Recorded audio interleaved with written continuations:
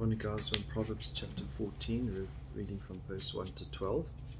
As normal, there's quite a few different aspects of life, the wisdom of life that Proverbs covers. So we're just going to touch on a couple of these. Verse 1: The wise woman builds her house, but the foolish tears it down with her own hands. The wife is the manager of the home. She's building in the home. She's contributing to the home. She's a helpmate. Titus 2 says she should be busy at home. And so her home is domain. Her children are the household. And if should be part of God's work, she'll be always building up. But the one who tears down is the foolish woman. Verse 2: He who walks in his uprightness fears the Lord, but he who is devious in his ways despises him. In the mouth of the foolish is a rod for his back, but the lips of the wise will protect them. So there's a time where we need to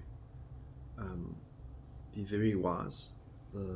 As it often talks about the rod for the back of fools, and we need to also avoid and be careful what we say. So there's a lot of wisdom there. Verse 4: Where there is no oxen, the manger is clean, but much revenue comes by the strength of the ox.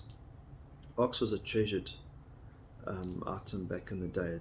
They ground the grain, they plowed the fields, with a little bit of food, there was a lot of strength that could be provided. Not only that, the meat could be eaten, the horns used, so it was a very, very useful thing, and it would bring a lot of revenue. But the manger wasn't always clean. And so, in the essence, hard work can be dirty, but we need to work hard. We need God's provision. It doesn't just come with a clean manger. Verse 5: A trustworthy witness will not lie, but a false witness utters lies. A scoffer seeks wisdom and finds none, but knowledge is easy to find to one who has understanding. Leave the presence of a fool, or you will not discern words of knowledge. And so there are times where we try sort out situations, we try negotiate, but there are other times we need to leave the presence of a fool. Clark says, the meaning of this is plain: never associate with vain, empty fellow. When thou perceivest he can neither convey nor receive instruction. Matthew Henry says about this verse: how must we decline such a one and depart from him? Go from his presence, for thou perceivest there is no good to be gotten by his company, but danger of getting hurt by it. Sometimes the only way we have of reproving wicked discourse and witnessing against it is by leaving the company and going out of the hearing of it. And so there is times that we need to dust our feet off and not keep throwing pearls to swine. Verse 7: He who corrects a scoffer gets dishonor for himself, and this is chapter 9, I'm just using a corresponding verse to that, verse 7. He who corrects a scoffer gets dishonor for himself, and he who reproves a wicked man gets insults for himself. Back to Proverbs 14, verse 8: The wisdom of the sensible is to understand his way, but the foolish of fools is deceit. Fools mock at sin, but among the upright there is goodwill.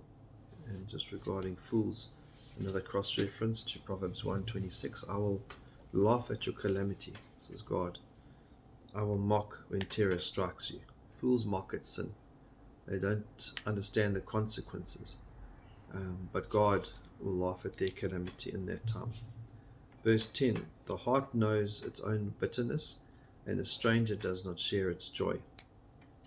The house of the wicked will be destroyed, but the tent of the upright will flourish.